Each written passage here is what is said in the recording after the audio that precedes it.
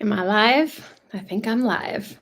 Hey guys, let me fix this really quick. How's it going, everybody? Welcome to the live stream. I'm so excited. Thanks for hanging out with me today on this beautiful Sunday. It is beautiful here, but we are having major winds today. So I was like praying that the internet would hold out. Our Starlink usually does pretty good.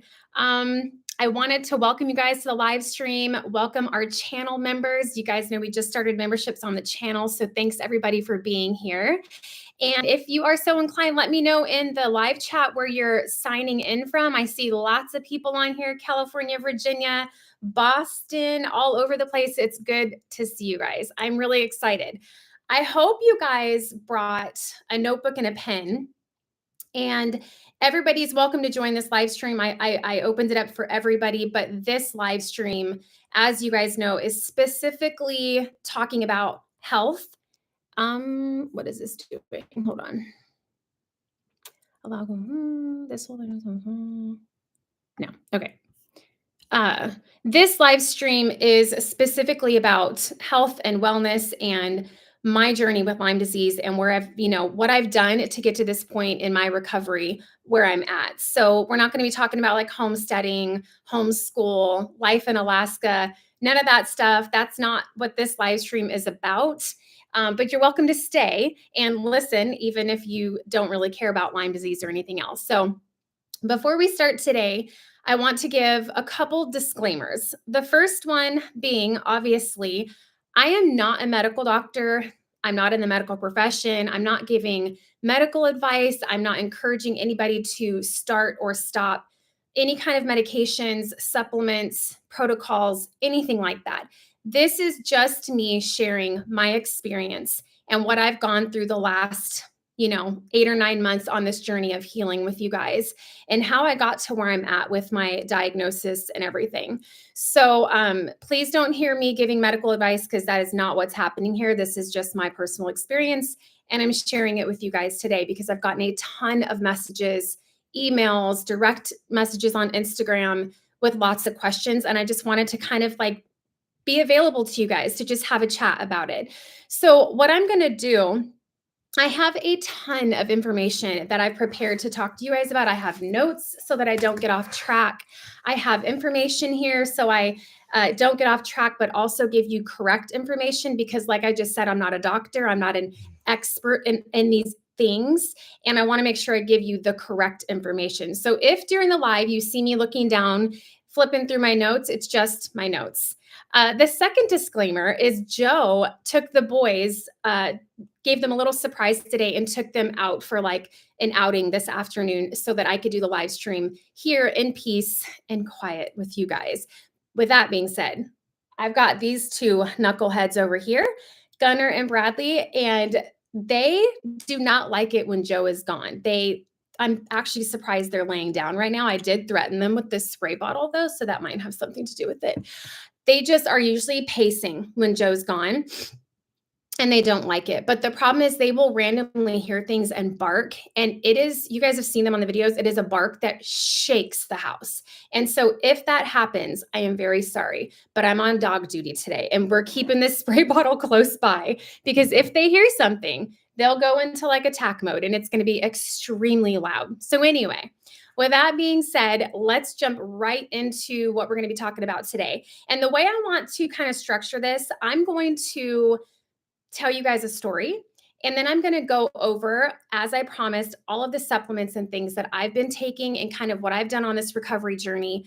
And then once we get through my talking piece, I'm going to open it up for any questions that you guys have. So if you're already asking questions, I might miss them because I'm just going to be focused on getting this information out to you that I so much want to share with you. And then when I'm done, I'm more than happy to answer questions and spend some time just hanging out with you guys and talking. So sound good? I'm just looking really quick to see. Michigan, Texas. It is not snowing. It's super windy today though. Arkansas, Georgia. Oh my gosh, we've got lots of people on here. I'm so happy to see you all.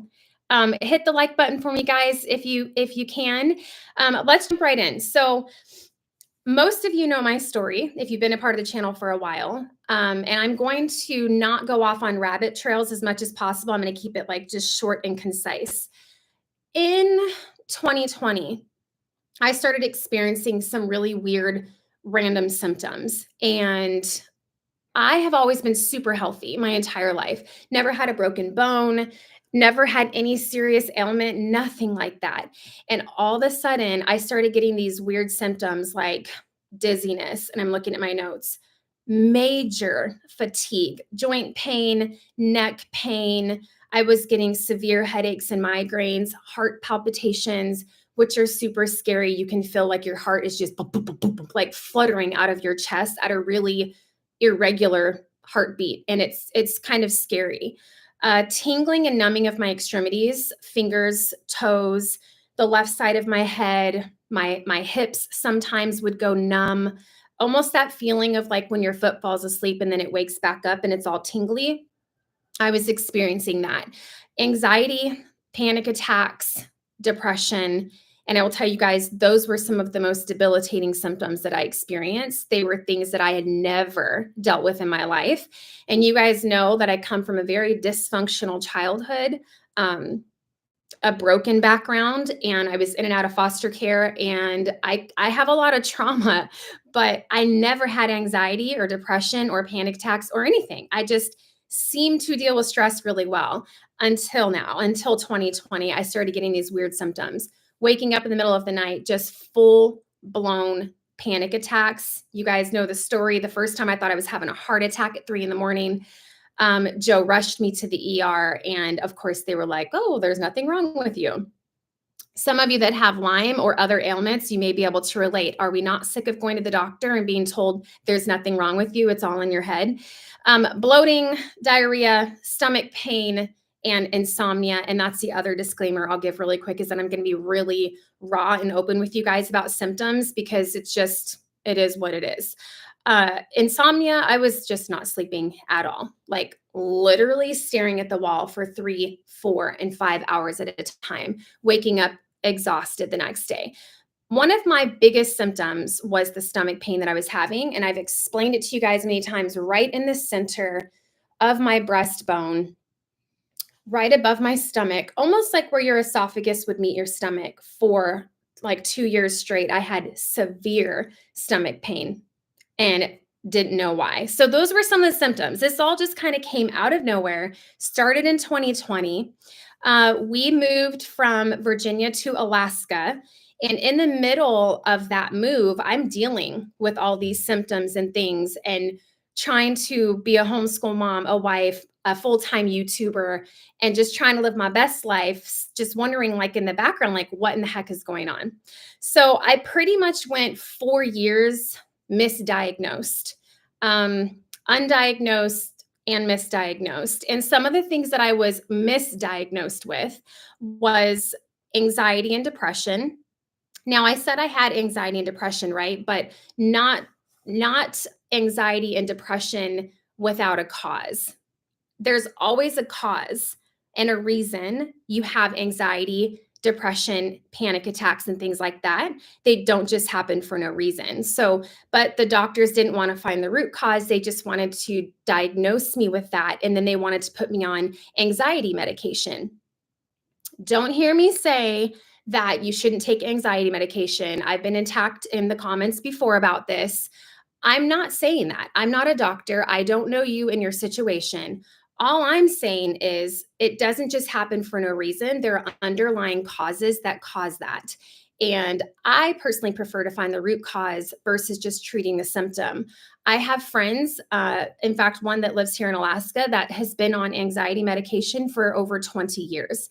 And it's kind of like you wonder, like, at what point is it going to kick in, right? Like if this stuff is supposed to be helping, why don't I feel better? Well, because they're not addressing the root cause. So I was misdiagnosed with Unexplained anxiety and depression. They wanted to put me on pills for that, and I told them no. I was misdiagnosed with an ear infection because of my dizziness. That I went to the doctor for being dizzy, and they said, "Well, maybe you have an ear infection." And this happened in 2020 when they were doing virtual appointments, and he diagnosed me with an ear infection over like FaceTime without even seeing me or looking in my ear, just solely off of the symptom of dizziness and like a jacked up equilibrium. So he prescribed me antibiotics for this ear infection that I never had. Well, me not knowing and just wanting to feel better and trusting the doctor, I of course picked up the prescription, started these rounds of antibiotics. Mind you, over the next couple years, I took several different types of antibiotics because I was misdiagnosed for symptoms, which we'll get into later.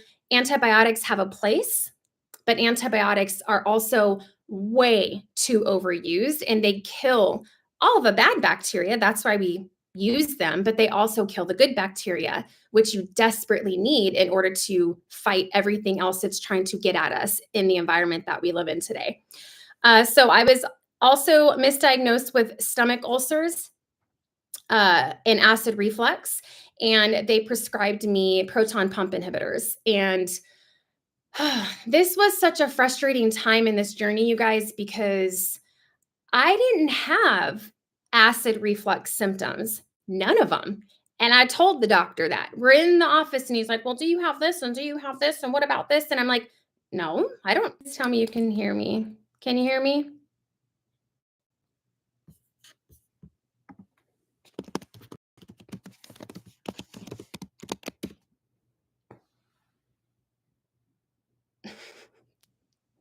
Can you hear me? Somebody say yes, yay, yes. Okay. I'm on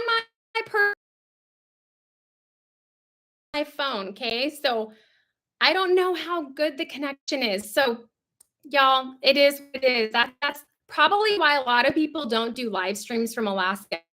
Okay, yay. You're not frozen. You're back. I'm back. Okay. Where was I? So if it glitches or if just freezes completely, I might have to just end the live. I don't know, but we're gonna do our best. And I hope it's not too glitchy because I don't think personal hotspots half as good as the Starlink. But then again, this is working when the Starlink wasn't. So uh, but it's all blurry. Visually, it's awful. Blurry and glitchy. Oh my goodness. All right. Hi, Jason. Bam Outdoors. Okay. I wonder if I should just try to flip back over to Starlink really quick just to see if it was just something funky because I don't want to be blurry through the whole live stream either.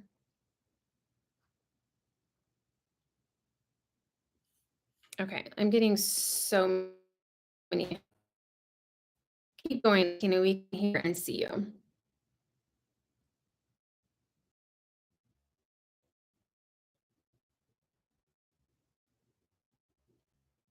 Yeah. I have 1 bar of LTE.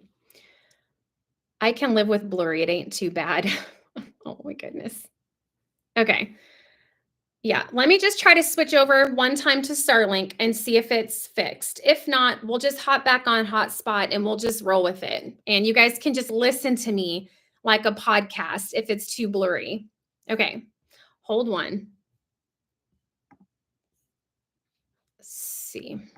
Getting from some of you guys that I'm kind of blurry. I'm sorry about the internet connection's horrible. So maybe just listen to this like a podcast.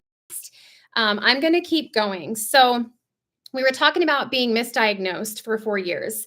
I was misdiagnosed with stomach ulcers and acid reflux. And I was saying that it was super frustrating because I didn't have any of the symptoms of acid reflux or anything like that. But once again, being so desperate for answers and relief from the symptoms, I went ahead and let them put me on PPIs, proton pump inhibitors. And for those that don't know what that is, that's basically it enables or it all but prohibits your stomach from producing stomach acid. So the idea is that if you have acid reflux, let's go ahead and suppress that acid. But the problem with that is you desperately need stomach acid in order to properly digest your food and be able to get the nutrients from your food. So it's kind of a catch-22. Being that I knew that, I only allowed them to put me on the PPIs for 2 months. And when I was not seeing any improvement, I cut them off. I didn't even wean off of them. I just cold turkey was like, something's not right. I don't have acid reflux. I don't have ulcers. And I think that taking these PPIs is just doing me more of a disservice. Now, I'll tell you guys, they put me on omeprazole, and it was like this undetermined time for prescription. Like my doctor was like, oh yeah, I've been taking it for 10 years, Well, short term is fine, potentially depending on the circumstances, but long term on these proton pump inhibitors has been shown through studies to cause some serious problems for people. So it's kind of like you trade out this one ailment over here for like 5 other issues that you're going to get from that medication. So I just quit taking it altogether. And I also had 2 endoscopies where they put you under, they go down your throat with a camera into your stomach. And of course, there was nothing that they found other than a small 2-centimeter hiatal hernia, which a lot of people have hiatal hernias and don't even know it. They're asymptomatic, but they wanted to say that that was the cause of my stomach pain, which we now know it wasn't. They wanted to send me in for surgery, like this invasive stomach surgery, to have this hiatal hernia corrected where they staple your stomach and I was like, no. Mind you, they also recommended a heart surgery for me because of my heart palpitations that I was having. Guys, if I hadn't grown a brain and found a functional doctor to help me get to the root cause of these symptoms, can you imagine where I would be today if I had listened to my regular primary care doctor? I would have had multiple surgeries by now. I would have been on a ton of medication. I would not be feeling better, and I would probably be feeling worse due to all the side effects to all of those things. So I basically found a functional doctor and decided to get tested. Now, with Lyme disease, it has an ability to stay dormant in your body. So, a lot of people don't realize with Lyme disease that they were even bitten by an infected tick. Not everybody gets the iconic bullseye rash. That's the first thing the doctor will ask you if you go in and ask them, like, can you test me for Lyme disease? Well, did you get bitten? Did you have a rash? Did you have an acute onset of symptoms that sent you to the ER? Not everybody has an acute reaction like that to Lyme disease. Some people, it doesn't show up until years later, because Lyme has the ability to burrow down into your body, into your tissues, and lay dormant and just chill until your immune system is compromised. And what I mean by that, you guys, we have a lot of different bacterias and viruses and things like that. Epstein-Barr virus. There's so many things that people have. Like every one of you, if we went and tested you, you would come back with multiple things that you didn't even know you had. And it's because your immune system is doing its job. It's doing its job by keeping that suppressed and not letting it come out and rear its ugly head. Well, I was extremely stressed around the time frame that my symptoms started. Now, mind you, I think I was infected with Lyme back in 2016, 2017 when we cleared our farm. We had so many ticks in Virginia on our farm. We were all bitten multiple times. So I believe that's when I was bitten. And then I don't think it was until 2020, so 2-3 years later, that I started experiencing those symptoms from that. And then when it really came to a head, I look back on it now and I'm like, stress is so bad for your immune system. Stress increases cortisol. Cortisol suppresses the immune system. That's a hormone, cortisol. And I had my grandpa moved in with us, all within, this 4 or 5 year time frame. My grandpa moved in.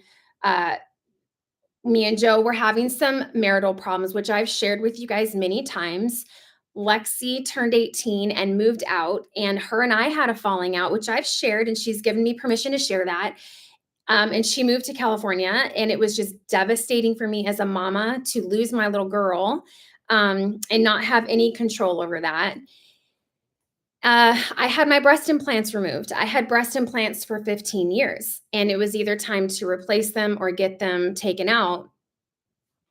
And I decided to go ahead and get them taken out. I didn't have a need for them anymore. I I'm not who I was back in the day when I got them. I'm good with what Jesus gave me. So I decided to just get them taken out. Plus I thought maybe it was the breast implants that was causing these symptoms I was having. So that was a major surgery to get the breast implants removed, because I did an in block where they go in and remove the implants, and they also scrape and take out all of the scar tissue that forms. It's like this encapsulation that forms around the breast implant. And the idea is that if there's any toxins that released in out of the breast implant during the time that you had them, it's in those tissues around them. So you want to get all those tissues out. So breast implants were removed. That was a major, major surgery. We had 2020 and COVID. Everybody knows that was stressful, all the drama with that. We had the Coast Guard threatening to kick Joe out because he refused the jab. And then my grandpa died. And then Kellen moved in. It was just like consistent stress and the move across country to top it off. So by the time we got to Alaska, I was in bad shape, like at the kitchen table, crying tears, bad shape. And I finally decided to pay out of pocket to see a functional doctor. There are so many functional doctors, you guys, in the country that you can see, and a lot of them do virtual appointments, so you don't even have to like leave your home and go to a doctor's office. It is out of pocket for the most part. As far as I know, insurance doesn't cover holistic functional medicine and things like that. So it is out of pocket, but she tested me for regular labs, hormones, stool sample, Lyme disease, and other co-infections that come with tick bites, gluten intolerance. Like she just did like the whole workup on me. And the test took about a month or so to come back. And then we had a conversation on the phone, and she gave me all the results at once. Let me just make sure I'm looking good over here with you guys. Okay. Someone says your transmission is breaking up. Yeah, we're having technical difficulties today. The internet is not good. So we've tried several things and we can't really get it to be perfect. So yeah, I'm just going to keep going and hopefully you guys can at least hear me. So I got the results back, came back, I was positive for Lyme disease and several other co-infections. So these little nasty ticks, they carry a lot of things in them. And sometimes you get infected with multiple things, not just Lyme disease. So I was positive for Lyme, Babesia, and Bartonella, which all three of those things come with their own set of symptoms and can just wreak havoc in your body. They cause so much inflammation. I also came back severely gluten intolerant. I've never been gluten intolerant in my life, you guys. I've eaten breads, pastas, all the things my whole life and never had the stomach pain and the GI issues that I was having. And Lyme, it just wreaks havoc in your body and it causes inflammation. Excuse me, it causes inflammation in the gut lining. Like, I think that all of this came from that tick bite because before I was bitten by a tick, I never had any of these issues. So I want to talk to you guys really quickly about antibodies. So when they do testing for Lyme disease and all of these things, you're going to get your results back and they're going to have something called IgG, and then you're going to have IgM. So they're antibodies that can indicate past or current infection. Mine was in IgM status. So IgM, I'm looking at notes here. IgM activates the complement system to destroy pathogens and helps neutralize viruses. IgG provides long-term protection by binding to pathogens and marking them for destruction by immune cells. So it stands to reason, the thought is that IgM status indicates a recent infection or an active infection, and IgG indicates more of like a past infection and immunity, right? So mine was an IgM showing an active infection. Lisa, thank you for that super chat. boys Easter candy. Oh my gosh, they're going to be so excited.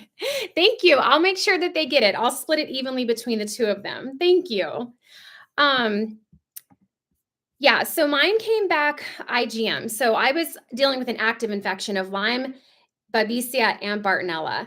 And you guys know we had Joe tested. I also had Parker tested. I'm working on getting Lexi tested. Joe came back positive for Lyme as well, but his was in IgG, which is more of that inactive dormant state.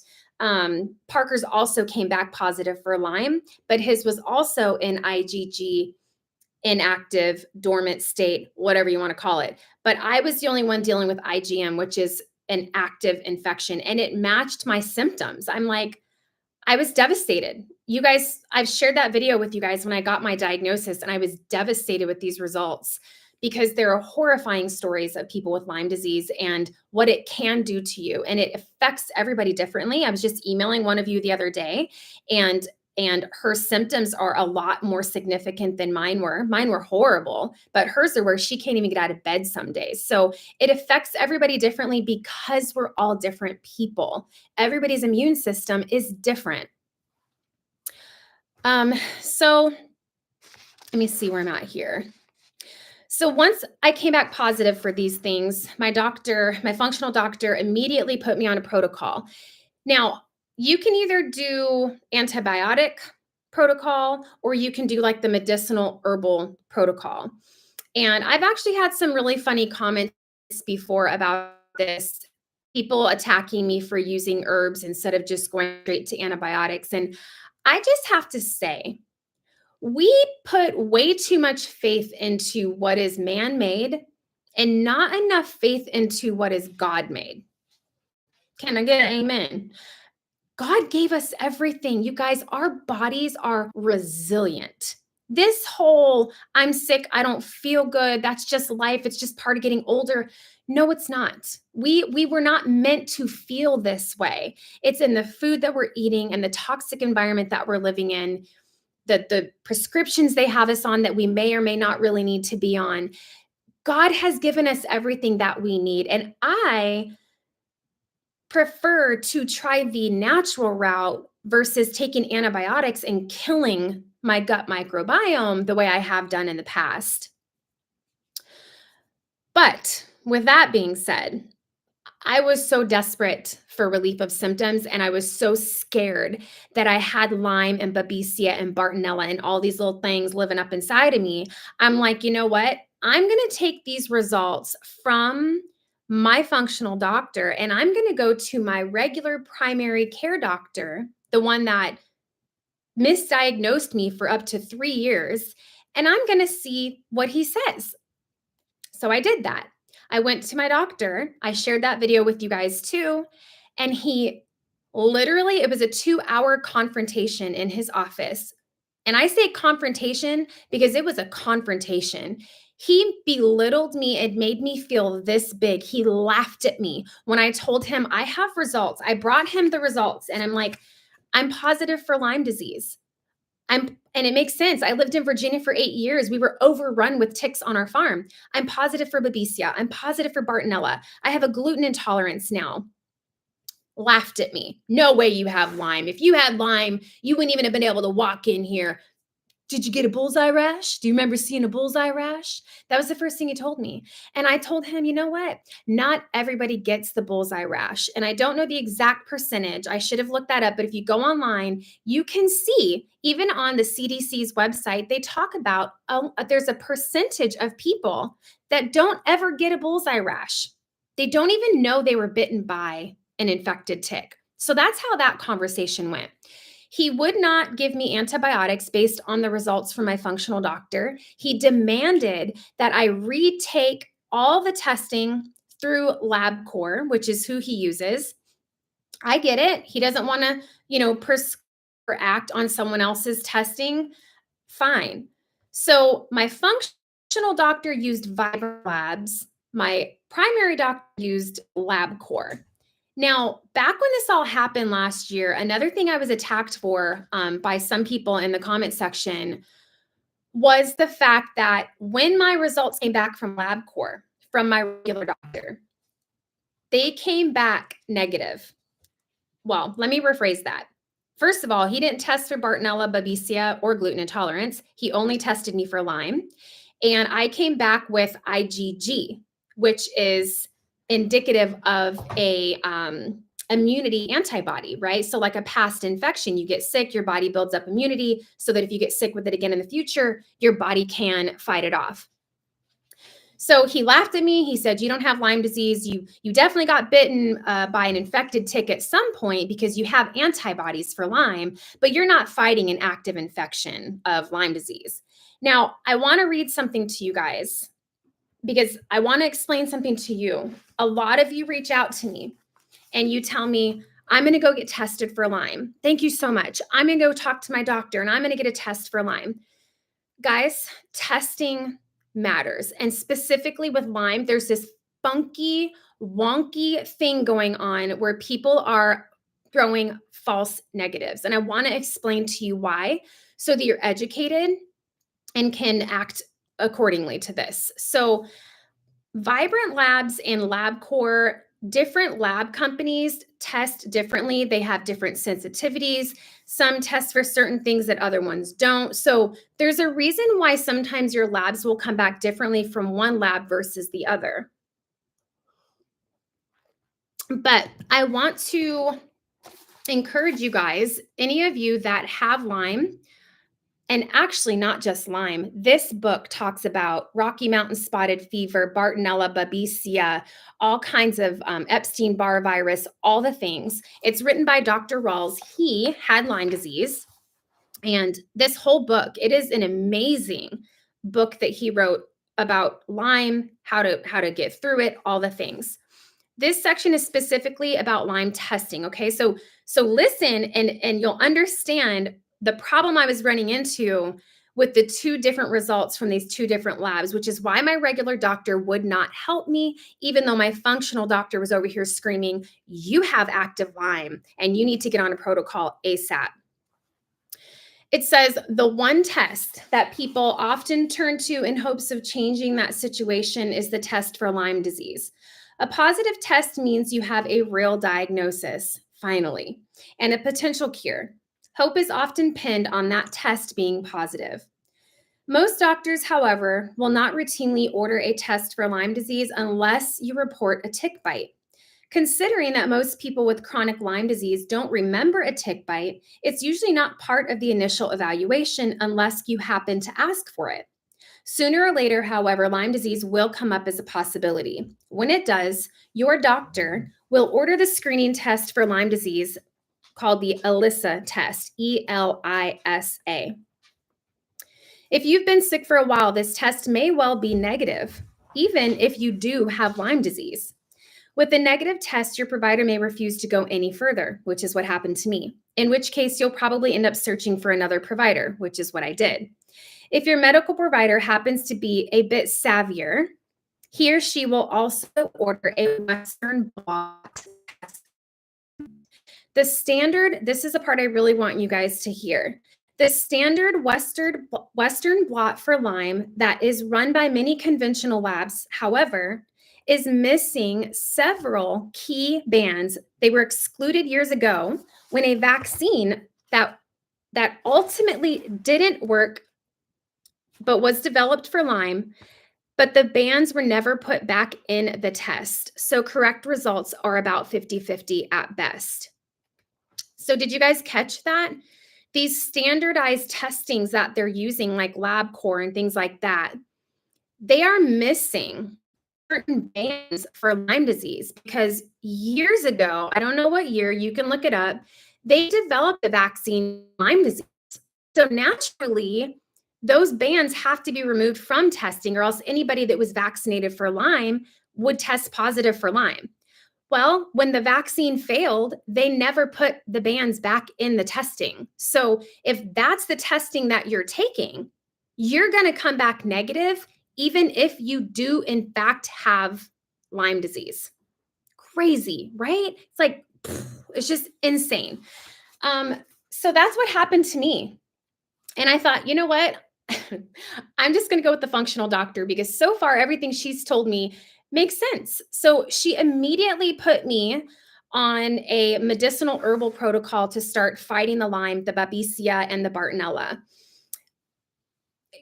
There's a lot of question over whether Lyme can ever truly be cured or not. And I can't answer that. And I'm not really here to answer that.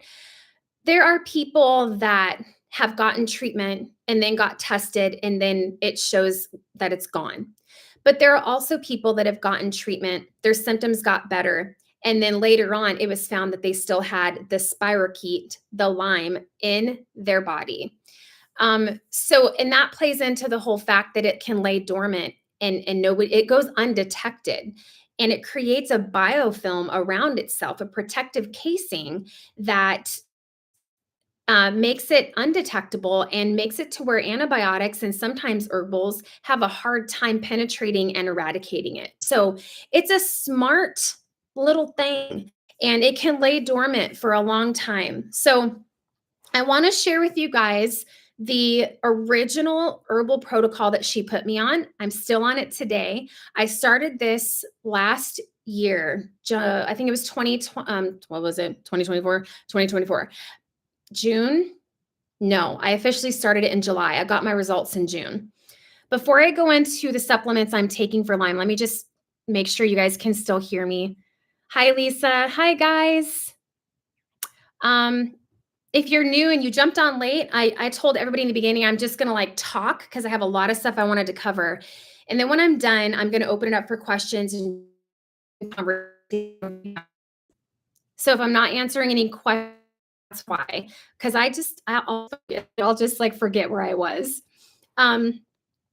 Yes, somebody said that this whole Lyme thing is all by design. I 100% believe that. I encourage you guys to go onto YouTube and look up a documentary called Under My Skin or Under Your Skin. I can't remember which one. Insane. Just watch it. Okay, so the first thing that my doctor put me on was these 2 herbal tinctures. Remember my disclaimer earlier.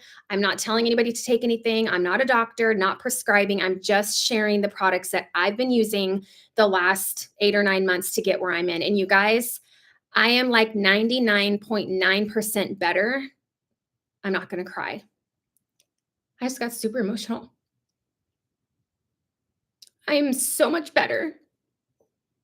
Dang it. Than I was last year. And not just in looks and weight and bloating and all the things I've been sharing with you guys, but like mentally and emotionally, I'm like present again. And my mood is different. And like your outlook on life is better when you feel better.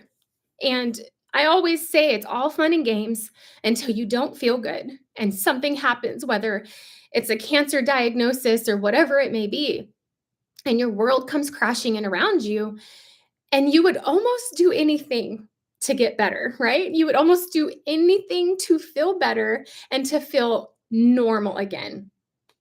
So there may be people that see this later that question my diagnosis, question the supplements I'm on, question me.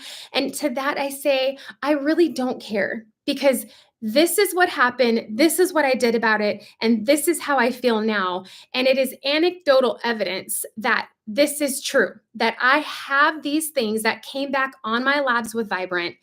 I took these medicinal herbs and this protocol I'm going to share with you, and I'm like 99.9% better, guys. It's unreal. I never would have believed a year ago, if you would have told me everything that's transpired, I would have never believed it. All right, the first thing she put me on was these 2 medicinal herbal tinctures. And the first one is called Crypto Plus. And then the second one is BLT. Not like the sandwich, although I do love me some BLT with gluten-free bread. So BLT and Crypto Plus. Now, with these, you start out slow and then you build up your dosage. So I was starting out with like 10 drops of these in the morning and 10 drops of them at night. And then each day you increase the amount of drops until I have been at 40 drops of each. So 40 BLT, 40 crypto in the morning, and then 40 BLT and 40 crypto at night. And I just take it in like a little glass, maybe 2 ounces of water. And you just drip these in there. And I just count out, 40 drops of each one. So I'm taking 80 drops twice a day with both of these here. The BLT, I want to explain to you guys really quickly. Let me see here. Make sure I'm not getting off track here, because I really wanted to share this stuff with you guys. So the BLT, this has, oh my goodness, the writing is so small. Red root, sarsaparilla, black walnut hulls, lots of herbs in it. And just so you guys know, I have everything that we talk about today linked in the description of this live stream. So you can go and check this out on Amazon. You can get these things from Amazon. This BLT is going to give you antimicrobial support. And once I retest for Lyme, because she said after I do this protocol for a year, we're supposed to retest, which is in like 3 months. And I'm so excited to see where it's at, whether it's now in IgG status, which means inactive, and I'm put it into remission. That's the hope, right? But even if that is the case, I still plan on taking BLT. Maybe not crypto, and I'll tell you why in a second, but BLT. I truly believe that this is a great herbal tincture. You guys, we are living in a toxic world, and our bodies are fighting so much. And I get people that are like, oh my gosh, you're taking all those supplements. What in the world? You shouldn't have to live. Our ancestors never had to take all those supplements and these herbal tinctures. Well, our ancestors also didn't live in the toxic world that we're living in. Can I get another amen? They weren't spraying glyphosate on their crops and putting all this crap in our food and all the things. So our bodies are overburdened by viruses, mold, toxin, heavy metals, all of these things. And your body cannot function like that long term, guys. You're going to crash and burn. That's just the truth. You're going to crash and burn if you don't get these toxic levels of these things under control. So the BLT is an awesome tincture. Parker takes it. Kellen takes it, and Joe takes it. The whole family takes BLT. And I feel like it's just ramping up that little army inside of us just to give us the support that our bodies need to encounter all of the toxins that are out there that can be harmful. The crypto, this is the one that I consider to be, it's not just that I consider it, this is the one that really targets the Lyme. This is the treatment for the Lyme disease. So I want to read again to you guys really quickly so you can understand this herb, cryptolepis, okay?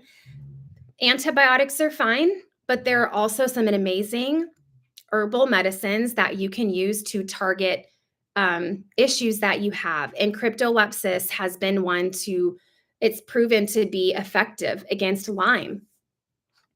So Lyme disease is the most common vector-borne disease in the US and Europe. Although the current recommended Lyme antibiotic treatment is effective for the majority of Lyme disease patients, about 10 to 20% of patients continue to suffer with persisting symptoms. And vector-borne illness just means that it's transmitted through like a tick or a mosquito or something like that. So there have been various anecdotal reports on the use of herbal extracts for treating patients with persisting symptoms with varying degree of improvements.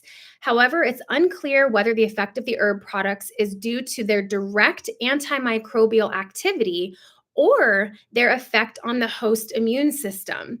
Because again, you bolster that immune system, antimicrobial agents for potential anti-Borrelia burgdorferi, which is Lyme, activity in vitro. Let me just make sure. Okay, it says I'm frozen. Okay, one sec.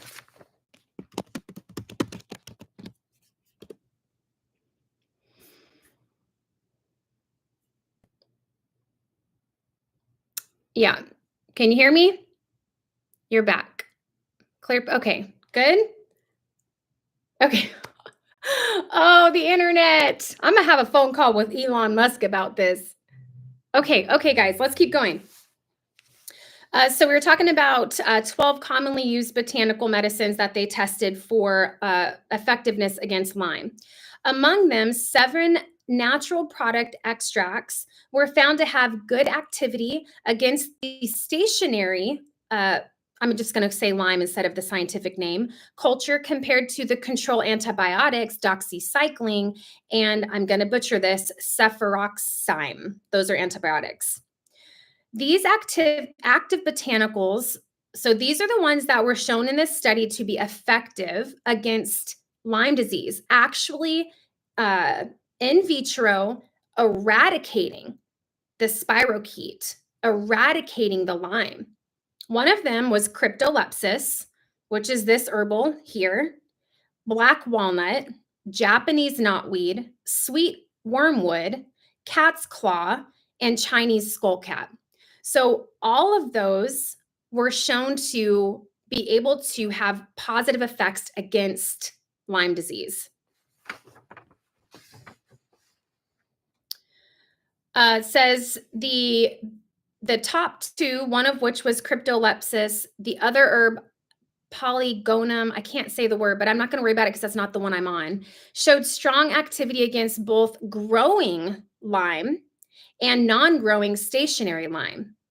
In subculture studies, cryptolepsis extract caused complete eradication, while doxycycline and the other antibiotic that I can't say, cefuroxime, and other active herbs could not eradicate Borrelia burgdorferi, which is Lyme. So that's a study on PubMed. That's not me just being like, which doctor, go take your herbs. This will help you if you have Lyme, and this has helped me. And then this, coupled with this, just kind of helped boost my immune system. So those are the 2 main medicinal herbs that she put me on. The other thing she put me on right away, you're saying it's coming through clear. I'll come back in. Can you guys hear me? Going in and out. Ugh. All right, hold on. Let me see.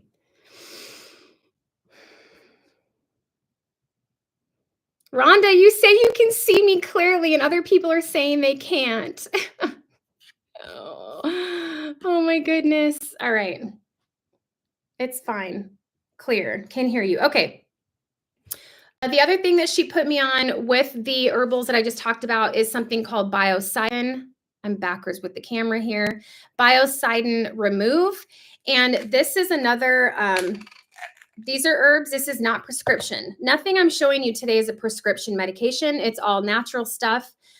This biocidin capsule, what this does is it helps to break down that cyst, that capsule that the Lyme disease creates. Let me know if you guys can hear me.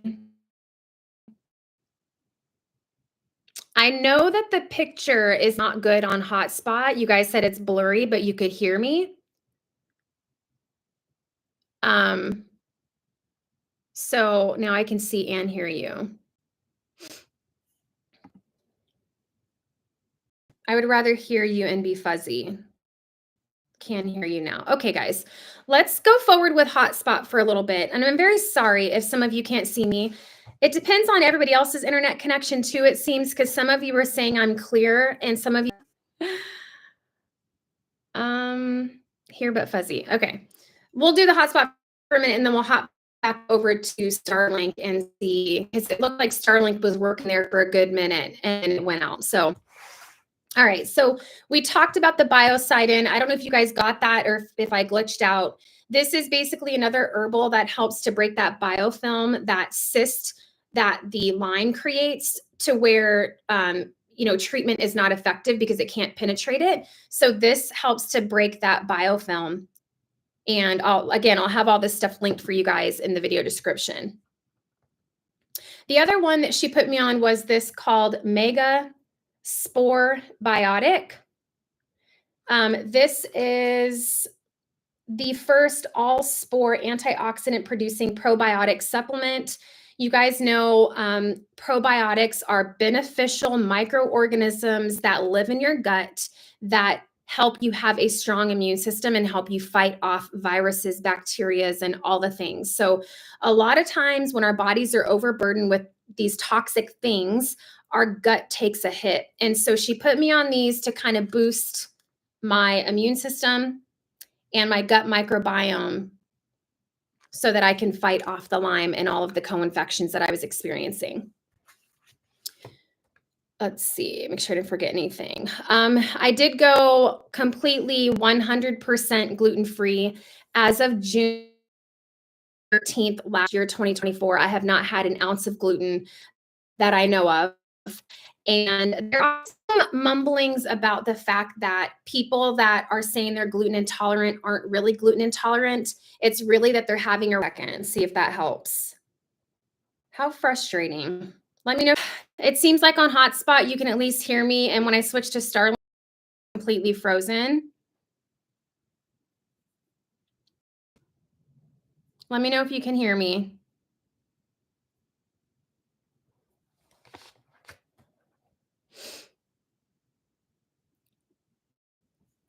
Oh, that's so annoying, the internet. Okay. All right. Oh my gosh, we're going to get through this, right? We're going to get through it. And then I'm going to talk to Joe because this is not okay that I can't do a proper live stream with you guys. All right. Where did I leave off? Where did I leave off? Okay, we're talking about gluten. So I did come back extremely gluten intolerant.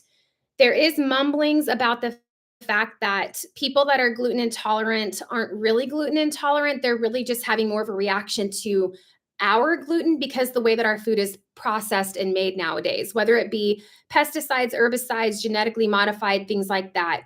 I don't know if that's true or not. I'm not here to like debate that because I don't know enough about it to say that that's true. All I know is that my test came back and I was red on everything for gluten. And the second that I cut gluten out of my diet, I no longer have that center stomach pain that I had for over 2 years. That was debilitating. So I got to go with that. Now, maybe once I'm like good, right? And I retest and everything looks good and I'm like 100%, maybe I can try to reincorporate something later down the road, like ancient grains, organic. I don't know, but I will tell you guys, I feel better without gluten. No matter what, I feel better without it. So I'm fine not eating it. I'm fine eating a whole foods diet with just meat, fruit, vegetables, dairy, raw honey. Like I've been living that way for a year. I haven't been eating anything unless it's a gluten-free baked item that I make here at home with my own stuff. So, there's a lot of people that do not understand what gluten is at all. And I understand that because I didn't either until I was diagnosed with gluten intolerance. Gluten is a cluster of proteins found primarily in cereal grains like rye, barley, and wheat. Of all the the two major proteins in gluten are gliadin and glutenin, with gliadin causing the most adverse reactions in hypersensitive individuals. So this is what happens, okay?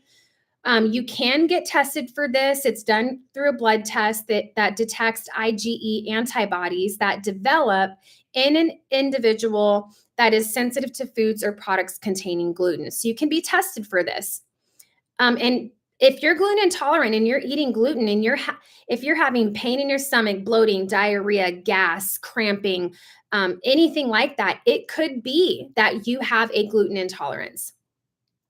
The immune system typically combats viruses and bacteria that may cause harm from spreading throughout the body. However, consuming foods containing gluten may activate an adverse response in the immune system. During this response, the body will view gluten as harmful and produce IgE antibodies to combat the invaders. These antibodies may trigger the release of the histamine chemical that causes hay fever or asthma-like symptoms. So your body's attacking it as a foreign agent. So I would encourage you to maybe ask for a gluten test if you have any of the symptoms that I previously talked about. So I completely cut gluten out of my diet. And most of you know, Joe and I did carnivore days. That's meat, eggs, butter. We did also do dairy on carnivore. But I did it more as a complete elimination diet and to detox my body, because at that time last summer, even though I thought we were eating somewhat healthy and good, no, y'all. The way I eat now compared to how we were eating last year, I would still drink soda sometimes. I was eating all kinds of like fast food stuff that's cooked in seed oils, which has been shown to be inflammatory. Like, no, my diet was not good. And so we did carnivore for 30 days. I lost like 15 pounds right off the bat. Inflammation went down, swelling in my face. I've shared pictures with you guys in the before all of this, where I just look so freaking inflamed. Like my eyes are puffy.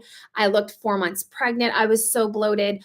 All of that went away. Once I started this herbal protocol from my functional doctor and I went on carnivore, it was just gone. Now, I never had any intentions of living on carnivore because I love my fruit. I love some of my veggies. Like I don't want to just eat meat. I know that that's controversial. There's a lot of opinions, and this is just my opinion. Look, Jesus talked about milk and honey, okay? So I'm just saying, I'm all good with dairy. I'm all good with raw organic honey. Those things are good for us, especially if it's raw milk. So that's the way that we eat. Let me make sure that I'm still on track here. All right, so I talked about getting tested. I talked about starting my protocol for Lyme. Fast forward a few weeks into my treatment, I started having severe symptoms that were worse than before my herbal treatment that I shared with you guys.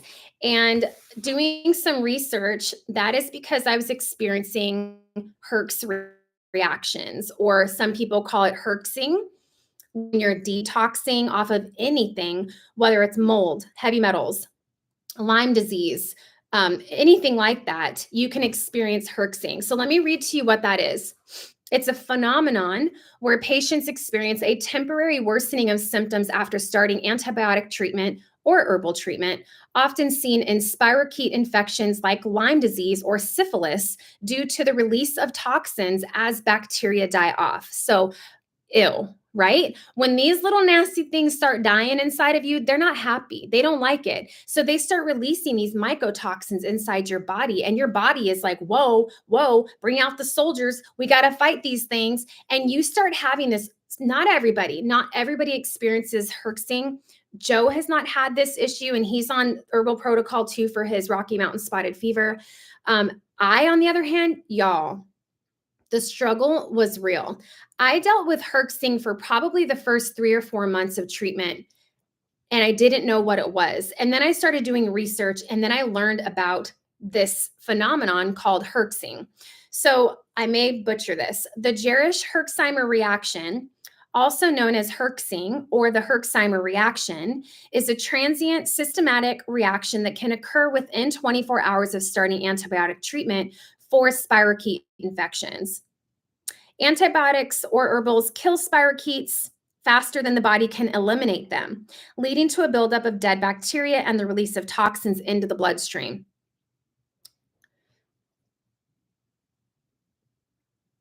Okay, just making sure I'm still good. So you guys, the herxing, whoo, this is where I said I'm going to get raw with you guys. I thought at this moment in this journey, I thought I was going to die. I'm like, I'm dying. I'm actually dying. I'm going to die. It was so weird. I would only have herxing symptoms late at night, like 11 p.m. and on. Sometimes I'd wake up in the middle of the night with them. And this is what they looked like. Every single time, the symptoms were the same. It came on the same and it went away the same. It was like an episode, right? It would come and then it would go in a wave. Sometimes these episodes would last for 20 minutes. I had one episode that lasted for a full hour. It would start with me getting super cold. And when I say cold, I mean teeth chattering. Joe would put a blanket on me and hold me, and like my shoulder, I'm like, ugh. I would start having tremors. My hands were just literally shaking. I get goosebumps talking about it because it's scary, guys. It's scary. And you might feel worse before you start to feel better. But I promise you, if you experience this, it's a good thing. It means that your antibiotic treatment or your herbal protocol is working, it's doing what it's supposed to do. Some people have trouble detoxing more than other people, which that ended up being my case. So I'm going to tell you what I did to fix this, okay? But first, let's go back to the symptoms: freezing cold, tremors, like severe dizziness. Like I would just feel like I was going to fall over dizzy. Tingling and numbing of my extremities, fire. I would feel flames of fire in my toes for some reason. They just felt hot. Insomnia. I felt like I had bugs crawling on my arms. I would be sitting on the couch with Joe watching TV late at night. And you guys, I know it sounds crazy. I literally, and it was only on my arms, mainly my left arm. I would look down because I would think there was a spider on me or something. I would look down, and of course, there was nothing there. And I would feel like I had little ants just crawling down towards my wrist. And I would sit there and I would shake my hands out, and I would make Joe pause the movie, and he's like, "Are you good?" And I'm like, "I think it's happening again." And all of a sudden, like all these symptoms would just start late at night. Racing heart, heart palpitations. I couldn't breathe. I would have extreme pressure in my neck. And I don't know if that was because my blood pressure was actually raising or dropping. I don't know. But pressure, it would shoot up my neck to where I could hear my heartbeat in my ears, and it would freak me out. This would all happen. All the symptoms that I just explained to you guys were a part of every herxing episode that I had. And all I could do to get through it was just sit there and allow it to pass. I've since learned that soaking in a hot Epsom salt bath helps me. Soaking in red light therapy helps me. There are some things that I've learned that have helped me with herxing. And another thing I'm going to talk about in just a second. But back when this was happening in the beginning, I didn't know how to make it go away or how to ease those symptoms. After 20 minutes to an hour, and one time it happened in front of Parker, and Parker was terrified. And I just told him, "Buddy, mama's fine. Mama's fine." I was having a severe tremor episode and I was freezing cold. After that stopped, I had to have diarrhea. TMI. I know. I'm talking like Dumb and Dumber on the toilet. Okay. You know, like horrifying, just an explosion. And I was sitting there on the toilet one day and I'm like, you know what? I'm not a doctor, I'm not a scientist, but I think my body is there's a buildup of something for some reason. And all of a sudden, my body gets to the point where it can't take it anymore and it has to get rid of it. It has to flush it. And it's doing that. Like, how do you get rid of toxins in your body? You sweat it out, you pee it out, or you poop it out. I would be on the toilet, and the second that the diarrhea was done, the cold went away. The tremors stopped in my hands. I would start to get a clear head again, and I wasn't dizzy. I would go back to bed or back to the couch, and I was so tired after these episodes, you guys. I couldn't even hardly keep my eyes open. And a lot of times, if we were watching a movie, I would just tell Joe, "I have to just go to bed. I'm so emotional talking about it because it was so scary." So I started doing some research, and I'm like, you're in this and you're like, is this ever going to stop? Like, is this what I'm going to have to look forward to for the rest of my life? So I started researching proper detox protocols, herxing, how to get through it. And I learned through my research that some people struggle with detoxing properly and they need some type of binder to help pull the toxins out of their body. So instead of them building up, building up, and building up to this point where you have this horrifying episode and herx reaction, if you get yourself on a good binder, it'll continually work as you're in your treatment to bring those toxins out as you're killing them so they don't build up. So what I did is I got on activated charcoal. And this was the first one that I took. I'm taking a different one now, and I'll tell you why in a few minutes, but this is the first one, GI Detox. And literally all this is activated charcoal. It's just charcoal, activated charcoal in a little capsule. What is activated charcoal? Activated charcoal is exactly what it sounds like, real charcoal that's been heated to high temperatures to increase its adsorptive, not absorptive power. Essentially, activated charcoal is known for its ability to detoxify the body. This gritty black substance acts like a magnet, binding to toxins in the body and helps flush them out. I have a journal. It's on my nightstand. I've been keeping a recovery journal for almost a year. And I wrote down all these episodes, all the things. I started taking activated charcoal, and within 1 month, all my herxing episodes stopped 100%. My last herxing episode was December 8th when we were living at the cabin castle, and I have not had one since. That is something to be celebrated, you guys. They were horrible. And any of you that have experienced the herxing, you know exactly what I'm talking about. It's terrifying. Like, you have a semi-panic attack in the middle of it. But activated charcoal, it did the trick for me. So I just want to encourage you to check that out if you guys are experiencing any of those symptoms from trying to detox from anything in your life. Let's see. So when I started the activated charcoal, I started looking into other ways to help my body detox. I learned that it's not just about killing the Lyme bacteria. It's about detoxing your body and getting the crap out of you, right? And so I got into red light therapy. I got into using a grounding mat on my bed. I got into drinking hydrogen water. I got into using glutathione spray. And I just want to talk about each of those things really briefly. I'm not going to go into a big explanation because I know that could take a long time, but please go and research these things on your own. I'll give you a brief description of the benefit of each of those things. You guys have seen me using my red light therapy. Let me start really quick. Let me go in order so I don't get off track. The other thing with the activated charcoal that I started doing at the cabin castle was I started using a glutathione spray. Glutathione, commonly known as the master antioxidant that your body naturally produces. It's a naturally existing tripeptide amino acid. It serves as the primary defense mechanism against free radicals, effectively eliminating toxins from the body. The level of glutathione in your system significantly impacts immunity, detoxification, energy levels, aging, and your capacity to protect against disease.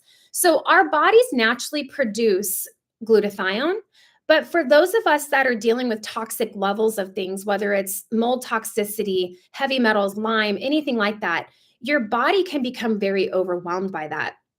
So this is going to help your liver to detox all of these toxins out of your body. I personally use the spray just because transdermally, it's shown to be, I don't want to say more effective than like if you take a glutathione capsule, but it gets to you quicker through your skin and your bloodstream. So the brand that I use is Oro Wellness. And again, this stuff is linked in the description of this live stream. The Oro Wellness antioxidant delivery system is first of its kind sub-nanotechnology that optimizes antioxidant absorption and efficacy and delivers glutathione to the body more potently than ever before. So what I do, Joe and I both use this. I do 4 sprays in the morning and I do 4 sprays at night before we go to bed. And you just put it in the soft areas of your body, like your neck, your forearms, your stomach, your inner thighs, somewhere that's like a soft tissue spot of your body.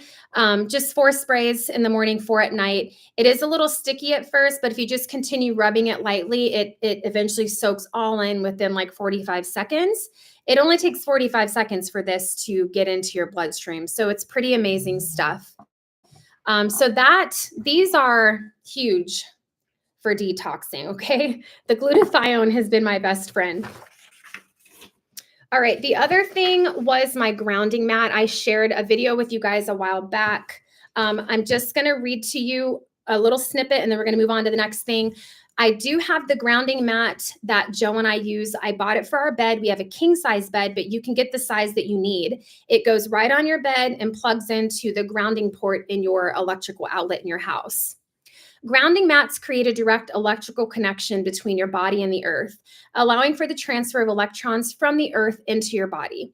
They mimic the benefits of walking barefoot on the ground or spending time in nature where you naturally connect with the earth's electrical energy. Proponents believe that these electrons can help to balance the body's electrical charge, potentially reducing inflammation, improving circulation, and promoting overall well-being. So I know I don't need to say we don't get enough time walking barefoot on the ground or even in nature. We're stuck in cubicles and offices, and people just don't go outside the way our ancestors used to. If you don't want to buy a grounding mat, you don't have to. You can just go walk outside barefoot and you're going to get the same effects. So there's some pretty interesting research and studies done on grounding. And we have a mat so that I don't even have to think about it. When we go to bed every night, we're grounding ourselves all night while we're sleeping.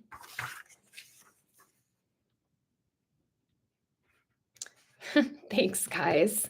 I'm just looking at your comments here, making sure we're still good, making sure you can still at least hear me.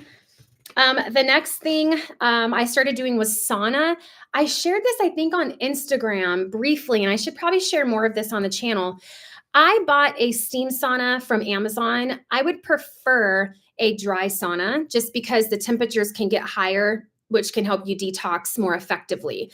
But a steam sauna, like the one I have, and it is linked in the description, it does help you detox. So it offers benefits like enhanced toxin elimination through sweating, improved circulation, relaxation, and stress relief, as well as potential skin purification and immune system support. So sauna like 2 to 3 times a week.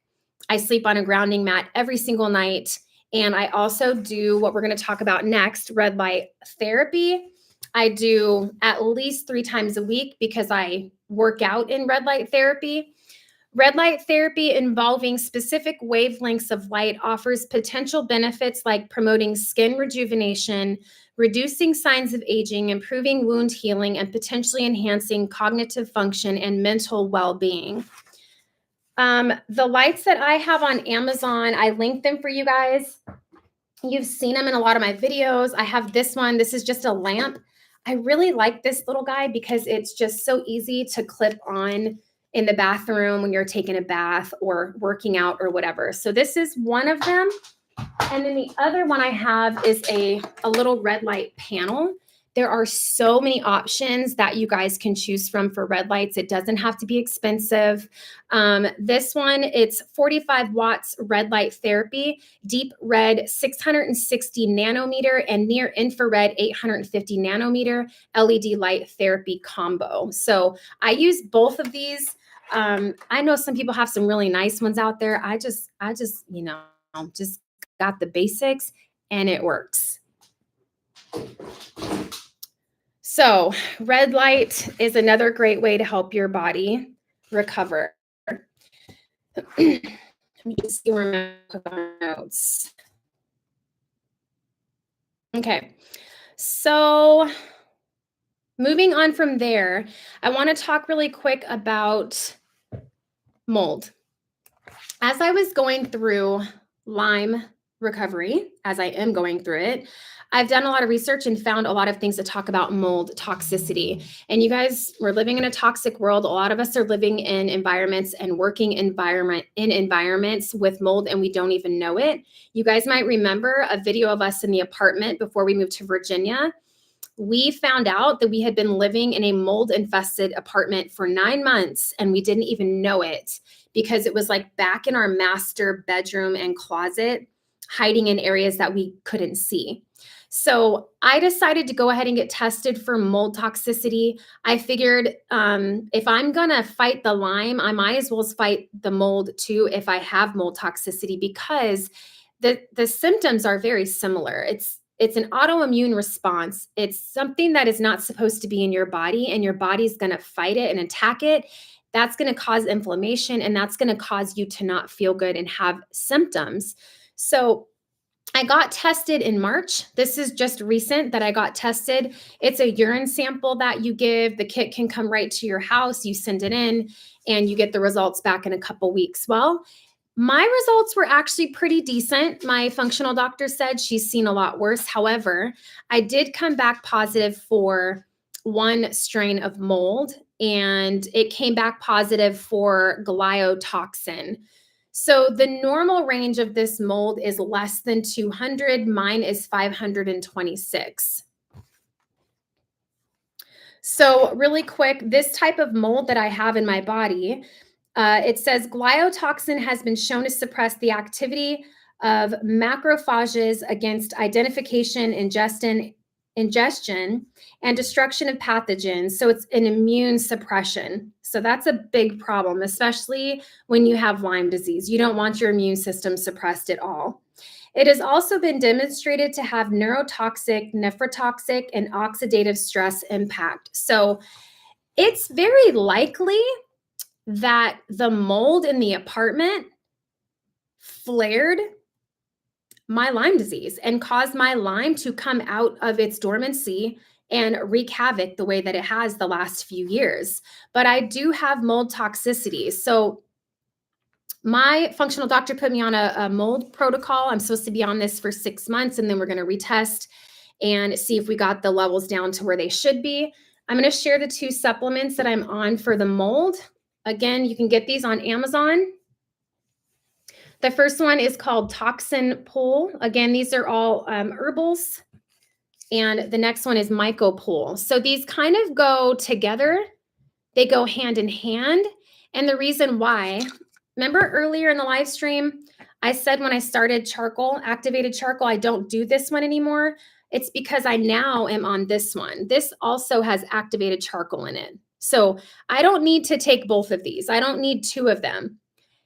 Also, my activated charcoal, I take it every other day. I don't take it every day because when I first started it, it made me constipated. And so I started taking it every other day at the cabin castle, and I've been fine ever since. So if you experience constipation, just spread it out a little bit, but make sure you're consistent so that it's acting as that binder that you need to bring the toxins out of your body.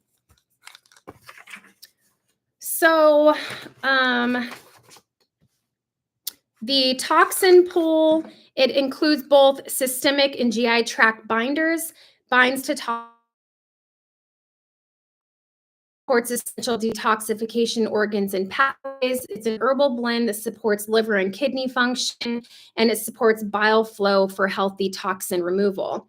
And then the Myco pool with the activated charcoal, it says, because each mycotoxin is unique and responds differently, this formula uses 6 mold-specific binders to remove toxins produced by mold from the GI tract. So I just started these like last month. I have had a few weird symptoms. You guys, I said I haven't had a herxing episode since December 8th, and I mean like a severe herxing episode. I have experienced a little bit of dizziness on this since I started taking this. It's weird. It always happens late at night for me. Oh, just make sure you guys can still hear me. I'll be sitting on the couch watching TV with Joe, and I'm getting a little dizzy, and all of a sudden, I have to go number 2. I go to the bathroom, I go number 2, I come out, and I'm perfectly fine. So I believe that I am experiencing a little bit of herxing symptoms from the mold detox that I'm on. But I know from going through it with Lyme, I know what it is. And now I can recognize it, and I don't have to be afraid of it because I know I'm not dying. I know it's a herx reaction, and I know it's going to get worse before it gets better. But this is obviously doing what it's supposed to do, because I am experiencing a little bit of that. And the fact that after I go to the bathroom, I feel better, it's just telling you my body is saying, hey, I've been cleaning house and I need to empty out the vacuum. I just made up that analogy. That's really fun. Anyway, all right. So let's see. Okay.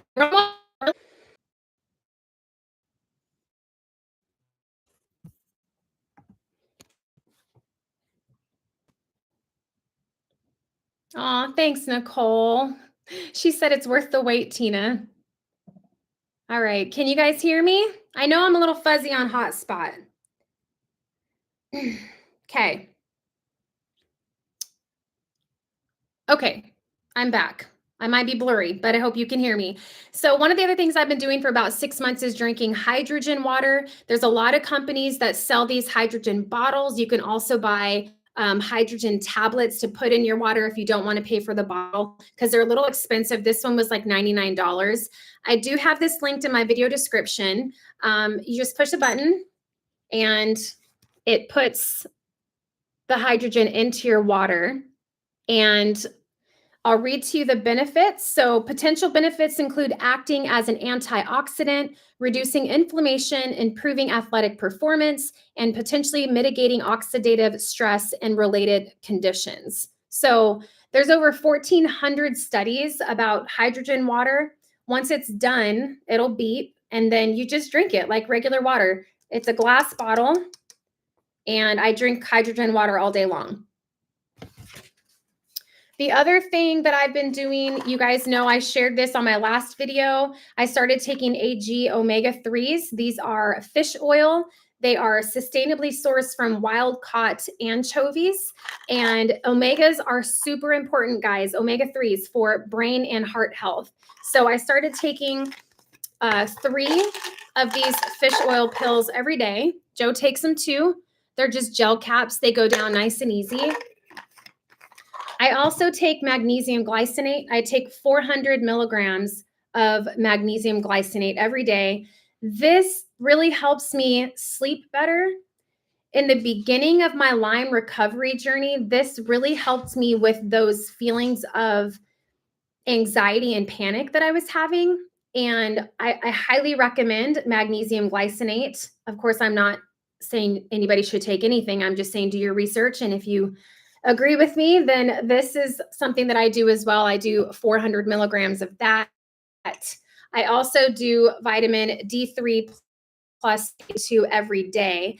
And this one has 10,000 IUs of vitamin D3 plus K2. Plus, you guys know I'm always trying to get out into the sunshine. We don't get enough sunshine in our lives. And I'm not just talking about us here in Alaska. They've made people scared of being in the sunshine.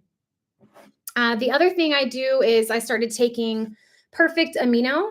So after I work out, I don't do like regular protein shakes anymore or like regular whey protein. I do this Perfect Amino. And so basically, this is equivalent to 29 grams of whey or 15 grams of meat, poultry, or fish, or 10 grams of eggs. So it's a dietary supplement. It's utilized up to 99% to help build new protein, muscle, and collagen without the caloric impact. So I do the mocha flavor. I just mix this together with some water after I work out, and that's kind of what I do for protein.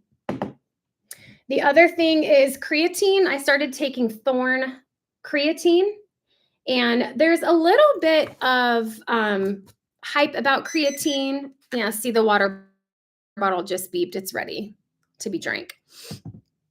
But creatine is something that your body naturally produces. So it's not like this is, some crazy prescription or anything like that. Creatine is an amino acid found mostly in your muscles and in the brain. It's naturally produced in the body from other amino acids. Creatine is also found in foods like meat, eggs, and fish, although some, because they're not getting the amount of creatine that they should be getting. So it's a molecule needed for intense exercise as well as supplying the energy to pump your heart and power your brain. So there's a lot more information on creatine. There's a ton of studies on creatine. In fact, they say it's one of the most studied elements out there. So there's a ton of research on it. It's a really light, loose powder. It's unflavored, and I just put 1 scoop of this in mine and Joe's coffee every day, and it's 5 grams of creatine that we take a day. The other thing that I take, and I don't have it with me, I just literally ran out, and my order isn't here yet, but it's also from Thorne, is collagen. So I take the Collagen Fit. You guys know collagen is super important, not just for like pretty hair and nails and skin and things like that, but Lyme eats your collagen. So Lyme bacteria goes for your knees, your eyeballs, all the soft tissues. And that's why a lot of people with Lyme have joint pains. So taking a really good collagen supplement is essential. So with collagen peptides, they promote joint health and the growth of lean muscle mass, plus cellular energy and cellular repair. It's unflavored. So again, I just mix it in my Joe's coffee with creatine, and that way I know that I'm getting in my collagen. Thorne's collagen contains 15 grams of types 1 and 3 grass-fed, hormone-free collagen per serving. So it's really important that you're getting grass-fed, not all the other crazy stuff. All right, let me just see. I did that. The last 2 things I want to share with you guys, and then I'll open it up to just answer any questions or things I didn't cover. I started doing a little bit of Baja Gold mineral salts every morning. So when I stumble out of bed in the morning, I go straight to the kitchen, I start the coffee maker, I get a tall glass of water, and I put in a 1/4 teaspoon of mineral salt, mix it up, throw it back. So the Baja salt, it's a mineral salt, and it provides you with all the trace minerals that you need. It's a clean salt. They test it for glyphosate, microplastics, like all the things. But you're basically mineralizing and hydrating your body first thing in the morning. Guys, when you're sleeping, your body's not sleeping. Your body is working in overtime when you're sleeping.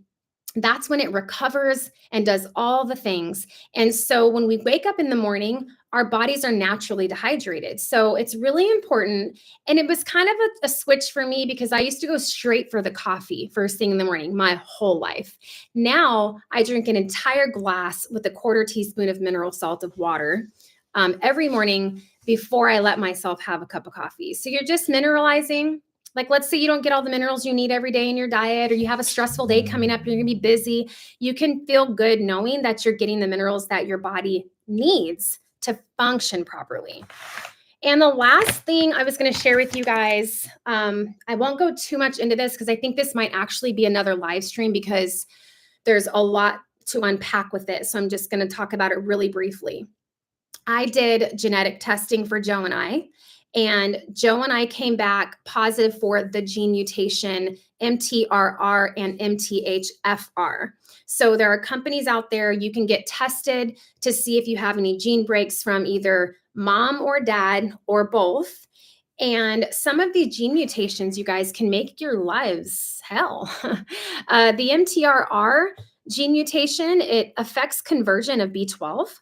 The MTHFR affects conversion of B9, which is folate. These are essential raw nutrients that our bodies need to function. So if you're taking these vitamins, but you have these gene mutations, essentially your body is not converting it into the raw form that it needs for your body to be able to use it, if that makes sense. So it's important if you have a mutation that's preventing you from converting your nutrients into a form that your body can actually use, that you're taking a methylated vitamin. So a methylated vitamin just means that they've been created already in their usable form. So my body doesn't have to convert all these nutrients. It's got everything in it, just a ton of stuff. All your B vitamins, vitamin A, C, D3, E, K2, I mean, all the things, plus more stuff. But your body, it's just taking out the middleman. It's taking out the process of your body having to convert it. It's already in the methylated form, so your body can just use the nutrients right away. We take 4 of these a day. Joe and I both take these. They're kind of big, but they actually go down pretty good. It's not too bad. So this is just a multivitamin. That's all this is. I linked this. It's by Body Health. I linked it in the description below. I tried to look it up on Amazon for you guys, but getting it on Amazon was way expensive. You can get it cheaper if you go directly to their website to get it. And that's also where I get the perfect aminos for the protein that I shared with you guys. I'm not affiliated with Body Health, and I'm not affiliated with the glutathione company either that I shared with you guys. They're just companies that I've researched, and those are the ones I feel comfortable using for those specific items.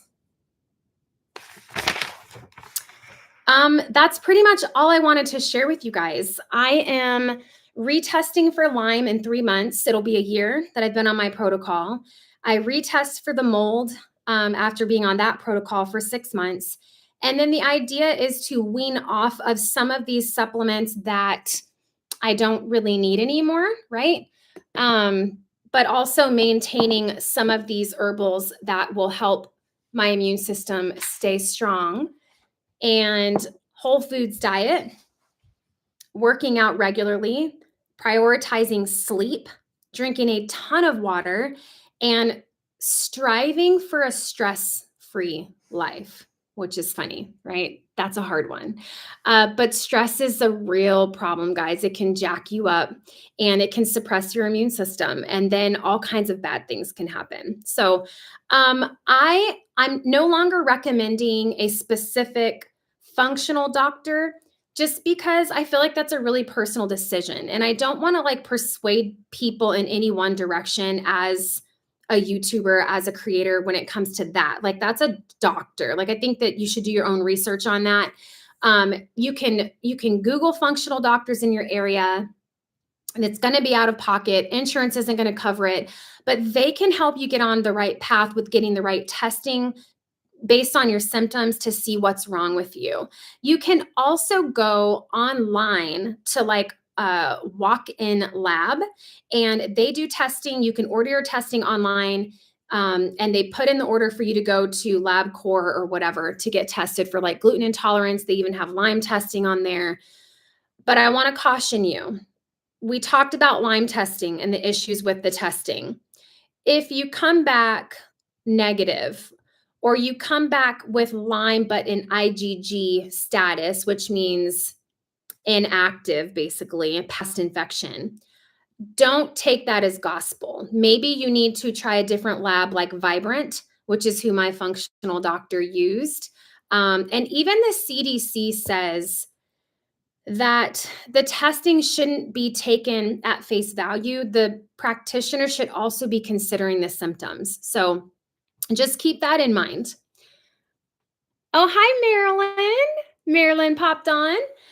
So yeah, guys, that's all I wanted to share with you. I don't really have anything else. That's all the supplements that I'm taking, in addition to like working out, trying to eat healthier. But I feel it's like night and day from where I was last year. And a lot of you that have been around, you've seen the transformation, and I'm pretty transparent. And I've had people question me, like, why are you sharing this? This is personal. Because I wish to God I knew half the stuff I know now back when I was facing all these symptoms and I didn't know what was going on. So if I can just help one person, 10 people get to the root cause of their symptoms and maybe give them some quality of life back, it's worth it to me. So let me look at your comments here. If there's any specific questions, here's one. How much are you spending per month for your supplements? Yeah. So like I said, it's not covered by insurance. None of this stuff, right? So it's all out of pocket, and it is kind of expensive. I would say I spend $300 to $400 every other month on all of my supplements. So for example, like the crypto and the BLT, these will run you like $88. I think it's like $88 on Amazon per bottle. And then it's even more for us because we're all taking this stuff. You know, Kellen's not. Kellen's taking the BLT just to help boost his immune system. But we also did testing for Parker, and Parker has heavy metal toxicity. He has an extremely high level of aluminum in his body. So Parker has been on a heavy metal detox since we were at the cabin on the hill. He's coming up on 7 months, I think, on his detox protocol, and he's going to get retested to make sure that those levels have been brought down. But yeah, I don't know the exact number because I don't really keep track of it. I should do that and share that with you guys.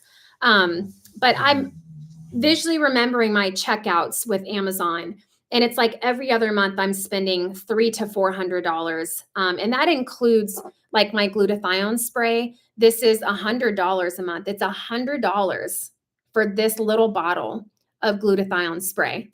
But I'll tell you what, second job, because this helps me. I would give up getting my nails done. I would give up eating out. I would give up all the extras if it meant I could afford the things that are natural, that are really going to make me better, versus just a bunch of prescription medications that really aren't, probably. Do you think starting your carnivore diet was a great way to kickstart your journey? Absolutely. Yes. It's hard. And some people that have been on carnivore for years, like, it's not hard. It's the way our ancestors ate. I totally agree with that, but it's hard. I mean, you're not just cutting out the good stuff. Well, what we think is good, right? Because it tastes good. It's like you're cutting out like the basics of fruit and vegetables and things. But like I said, once I got diagnosed, I just wanted to like just wipe the slate clean and start fresh. And the best way that I thought I could do that was by doing carnivore for 30 days. And I kind of wish I would have done carnivore for 90 days just to give my body more time to detox, the additives and the oh my gosh, you guys, there's so much stuff in our food, the dyes, the pesticides, the herbicides. But I did do carnivore for 30 days straight. Joe and I both did it. And I feel like it gave my body a reset.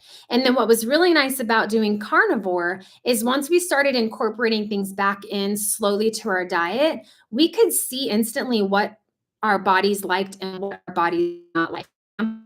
I cannot eat salad at all. Like, I can have a little bit of lettuce on my taco and things like that, but I used to make a big old salad with all the fixins and stuff. And while it tastes really good, I'm in the toilet for 3 days straight after eating a salad. No joke. My body just doesn't like it. So I don't eat salad anymore. But you can't figure out what your body doesn't like when you're eating all these different things. It's hard to eliminate certain things because you don't really know what's causing your problems. So an elimination diet like carnivore, I think, is fantastic.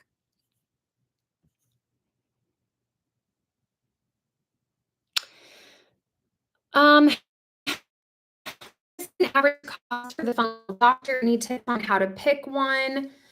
So I know with my functional doctor, like, she charges kind of like a regular doctor. Like, you're not going to talk to her without being charged a fee.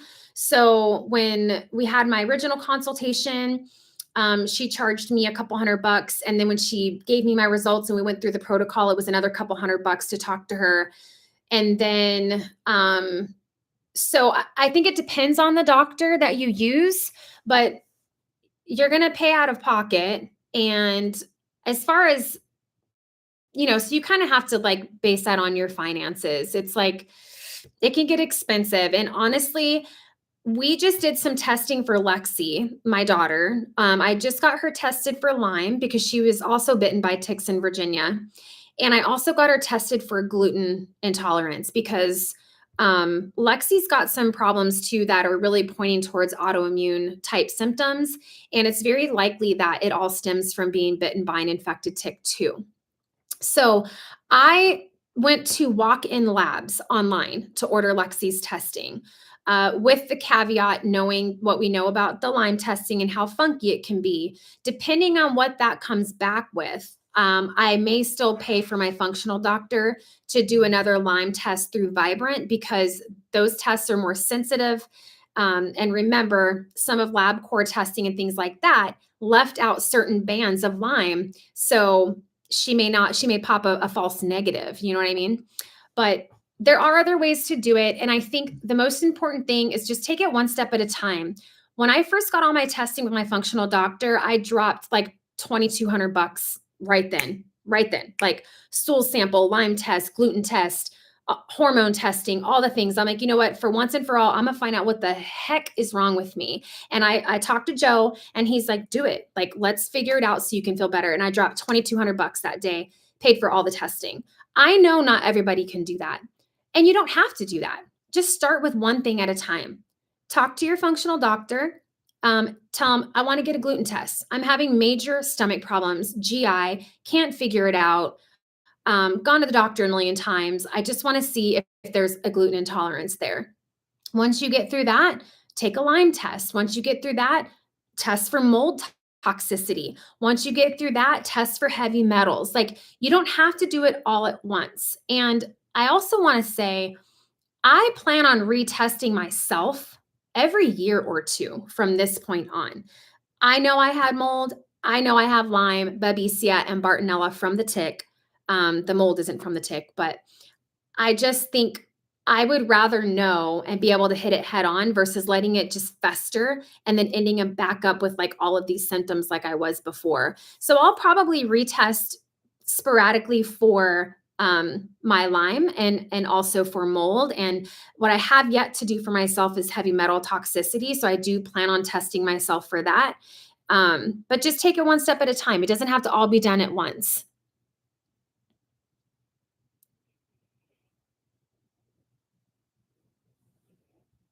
I really need to go there. My tests are wrong, I'm sure, from LabCorp. Probably, Pamela. Probably. I mean, I can show you guys. Sorry, my back hurts a little bit. I can show you guys my LabCorp testing stacked up against my Vibrant testing.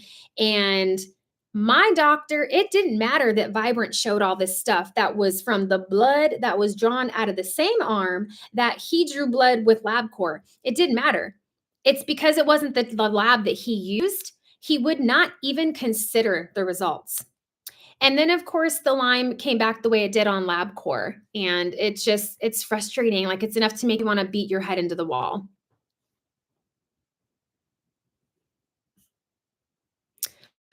The mold test is a urine sample. They ship it right to your house, and you just pee in a cup, and it's either UPS or FedEx. You ship it back, and you get your results in a couple weeks. Sorry, guys, I'm kind of thirsty. I've been talking for a long time.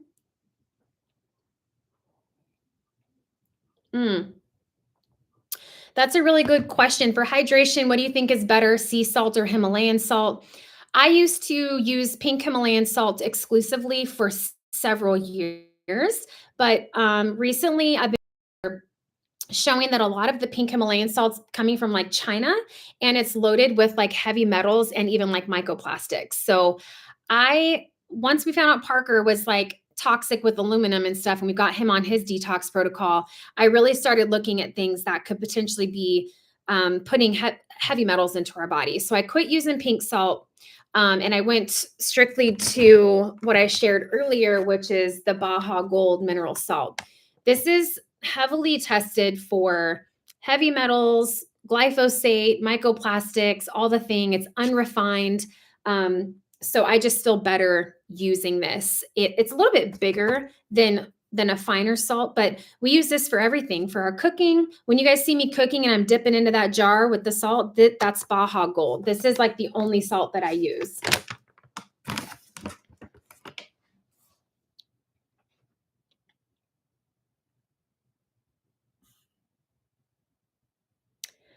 Great advice. One step at a time, the goal will eventually be reached, just a slower pace. Exactly. But at least it will be a great reward. And you know what, guys? Like, you can get better, and you have to be your own advocate. You have to be. And you have to be willing to ask the uncomfortable questions. And sometimes it turns into a confrontation, like it did with my doctor, my regular doctor. But can you guys imagine if I just took what he said as face value? Doctors are not authority over us. Can I just say that? They have no authority over us. Just like the teacher and the principal ain't got no authority over my children. That was one thing when Lexi was in public school that made me crazy. Like they think they have some kind of authority, like she came out of my hoo-ha. That's my child. Like, no. So let's make sure the lines are clear. The doctor does not have authority over you. They're not all knowing. And my doctor in particular, I'm going to say this right now, he was crusty and he needs to retire. And every time I went in his office, I felt that way. A good doctor will keep up on modern technology and modern testing and studies and understanding of things. And he just didn't even know the basics of half the stuff that I went in there for him about. He just wanted to be like, oh, you've got acid reflux. I'm just going to put you on a PPI. Like, they're just not all knowing. So don't be afraid to ask questions. And if they make you feel any certain way because you're questioning them, then you need to find a new doctor. That just doesn't give me the warm and fuzzy at all. It's your health and it's your life. So at the end of the day, you have to be your advocate. I wonder if you can share your thoughts on mushroom coffee and the use of castor oil. Miss Myrna, is that you? Hi, Miss Myrna. I think that's Miss Myrna. I love me some Miss Myrna. So mushroom coffee, I have used mud water and I have used rise mushroom coffee. I like both of them. For me personally, I don't drink them right now because when I found out I had Lyme, I started carnivore and everything. I was trying to eliminate all the extra stuff. The other thing was castor oil. And I know mushroom coffee, like there are some really great benefits, healing benefits, antioxidant benefits, anti-inflammatory benefits with mushrooms and things like that. So I think great. I just quit drinking them while I was trying to do an elimination diet, and I haven't reincorporated anything like that back into my diet. Castor oil, I don't know much about it, but I will tell you, I started using it on my face. You guys might have noticed that in was it my last video? When I did that little get ready with me segment. I've been doing some research on the benefits of castor oil for your skin and healing. It's supposed to help with inflammation and pain, and it has the ability to penetrate your skin faster than other things that you put on topically.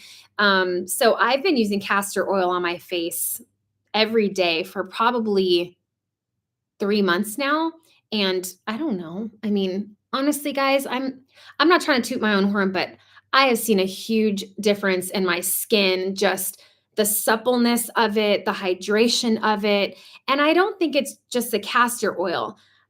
I think it's everything. I have people that ask me like, what's the one thing that you think that you did that there isn't one thing. There isn't one thing, guys. It's whole foods diet, it's sleeping good, it's less stress in your life, it's getting sunshine, it's drinking lots of good water, grounding yourself to the earth and reintroducing yourself back into nature and not being just consumed with technology and a phone in your face all day, every day. Like it's just a little bit of everything that's helped me get to where I am right now. Yay! Just ordered the Baja Gold mineral salt. Sweet. You're going to love it. I just love salt. You can tell when you need salt. It's like I watch the goats. Ooh, I see Felicia the chicken. She's on my deck. Y'all, the chicken started coming up on the deck. Remember in the beginning, I was hoping they wouldn't. Well, they're starting to come up here. I watch the goats eating their minerals and stuff, and it's so funny. It's like, it's instinct. Like, when your body needs something or when you're lacking something. And as long as it's a good salt, not like your regular table salt, like your iodized table salt, but like a good mineral salt. If you want more salt, eat more salt, right? Unless you have some kind of condition. That's your body trying to tell you that you need salt. And I think that just like they try to scare people from getting sunshine, they try to scare people away from salt, they try to scare people away from red meat, like all these things, like they're essential. They're essential to our body. So I watch the goats, they go over to their little mineral bowl and They go when they need it. And then when they don't need it, they don't go to it. And it's the same thing for me. Like I can tell when I need more salt in my life. Oh, Claire. Wow. She says, I just ordered $400 from Amazon. I'm ready to start feeling better. Okay. So it's a big step. So take a deep breath and start slow. And remember, you may start to feel worse before you start to feel better. Just take it one day at a time, but be consistent, you guys. I promise you, I promise you, I promise you. If you incorporate whole foods and you cut out the garbage and you start taking a 20-minute walk every day in the sunshine and incorporate some of these things, if you choose to, you will start to feel better. Always consult with your doctor, though. If you have any kind of condition or something, that changes things, right? I don't know your medical status and your labs the way that your doctor does. So always remember that too. Your glow is glowier. Thank you. Yeah, Dawn, yes, I need a gate to keep the chickens off the deck because so far, that's the only place where we don't have chicken poop. I told you I do want to build a chicken run, a big one. We've got the land here off of the chicken coop so they can still free range and get bugs and grass and flowers, but they're contained because the chicken poop struggle is real. How do you know that the things you're taking don't interfere with each other? Enjoy your live. Thanks for all your research. Well, Lynn, some of them I asked my functional doctor. So when I started taking the mold detox pills, I asked her, like, and that doesn't affect my Lyme detox stuff, right?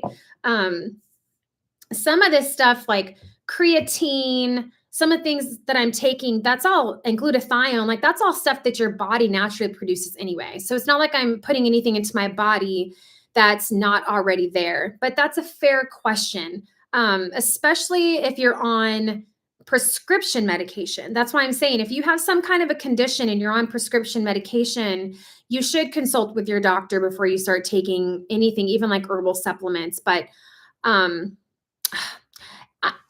it's so hard because some doctors just poo poo holistic, natural anything, and I just don't want you to get discouraged.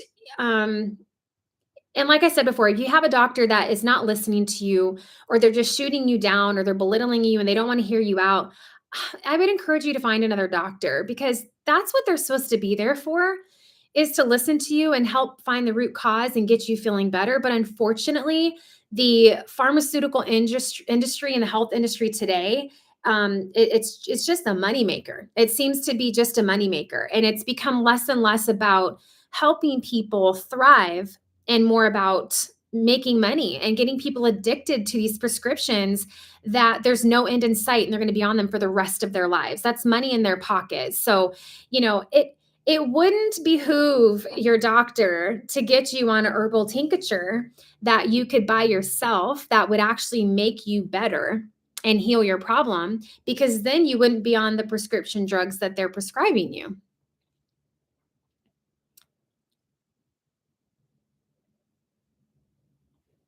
Yeah. Someone said they're not trained to get to the root of the problem. Yeah. And Lyme disease, especially up here in Alaska, we do have ticks in Alaska. They're just not as prevalent as they are in some other states like we had in Virginia. In Virginia, we couldn't even go on a walk like through the forest or something without having ticks on us. They wait on the bushes and the trees for something to walk by so they can pounce on you. Here in Alaska, you typically find them on wild animals, squirrels, hares, bears, coyotes, foxes, wolves, all the things. So even though we don't have to worry about them as much up here, we do have them here. But you'll find that a lot of the doctors here, there are some Lyme specialists in Anchorage, but a lot of the doctors here, they don't know anything about Lyme disease.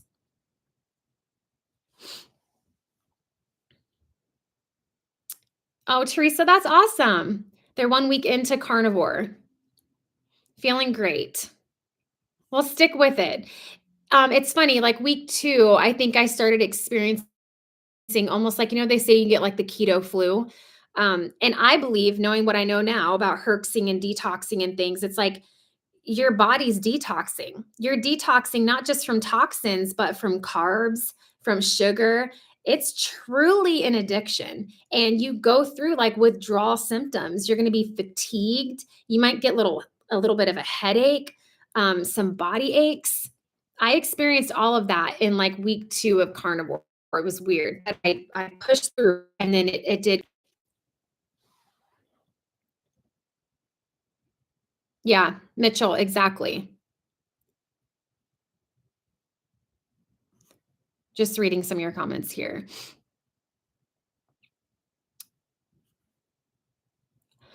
Sherry, the salt is Baja Gold. I'll put it in the chat for you.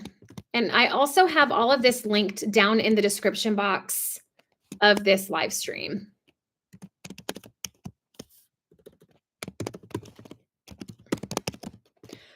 Also, really quick, I just want to mention, when we get off of here, I'll put in the video description.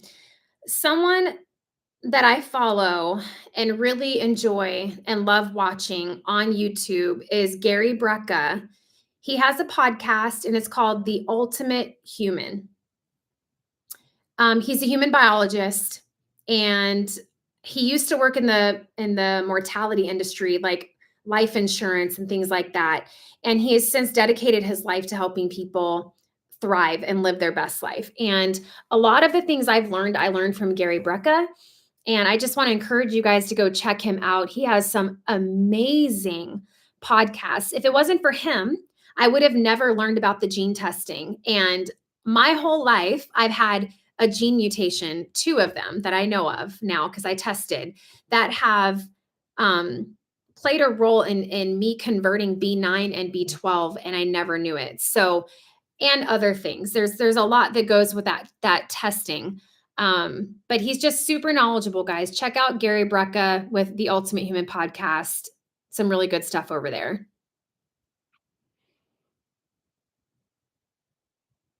I love me some Candace Owens, and that's all I'm going to say about that. I love her. She's my sister from another mister. Yeah, Angela, you like him too, The Ultimate Human? Awesome podcast. You know, funny story. He's all about cold plunging. Joe and I tried it. Yeah, I don't know if it's for me. Maybe one day. Maybe one day. We have the bathroom in the basement. We don't have like an actual cold plunge, so we're just going to fill the bath up with ice cold water because we have a well. So like when I tell you it's cold, it's cold. It was like 55 degrees, 53 to 55 degrees. And we get down, I submerge myself to about here. It took my breath away and I was making noises that I haven't made since I had my children. And we did it for 3 or 4 days in a row. Joe liked it. Joe wanted to keep doing it. And I was like, I'm doing all these other things right now, red light, sauna, grounding mat, all my things. I think I'm going to just stick with that for now. The cold plunge, that was rough. J.M. Davis, I guess if you have high blood pressure, that Baja probably is a no-no. I don't know. I don't know. So if you have high blood pressure, can you not have salt at all? I don't know too much about that. But I will say if you're allowed to have salt in your diet at reasonable levels, then there's nothing wrong with you switching out like regular iodized table salt with Baja Gold salt. It's just switching out that processed crap salt for a good natural mineral salt that's actually going to be beneficial for you. But I would definitely check with your doctor because I don't know for sure about that. Angela, no, I don't do that. Once done, will medical access to this information? What do you mean, Tara? I thought about testing. My question is, once done, will medical insurance have access to this information? Well, your insurance most likely won't pay for anything that we talked about today if it's done through a functional doctor. Now, if your regular doctor wants to order a gluten test, a Lyme test, anything like that, then your insurance would most likely cover it. But if you go outside of your insurance and you pay out of pocket, then yeah, Candace Owens just doesn't hold back. I love that about her. Oh, it says my connection's unstable. Am I? I'm asking you guys in the chat because, oh, maybe I'm back. Can you guys still hear me?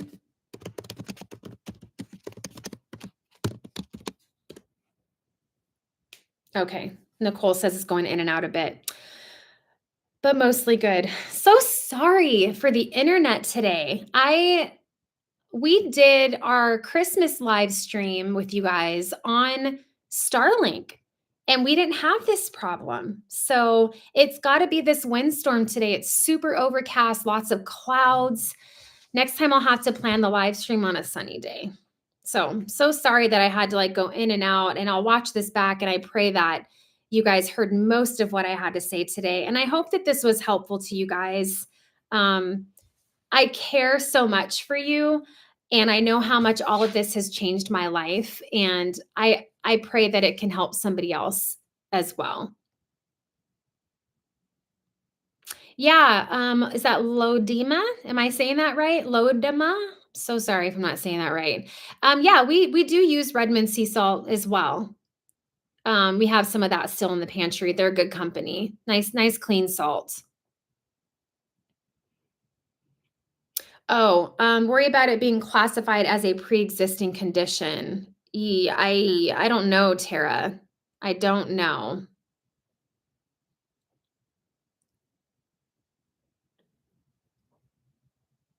Thank you, Dawn Marie. It was my pleasure. I was so excited. I was like, I looked forward to meeting with you guys today.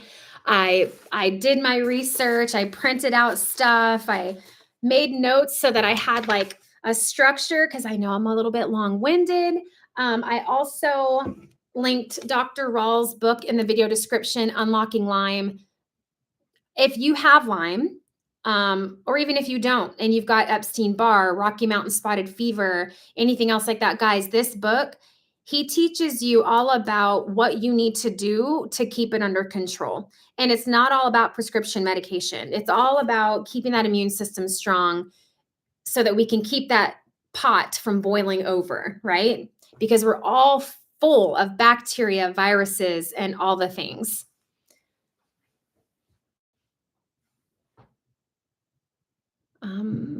Oh, good. Salt Creek Living. We ordered the Lyme book.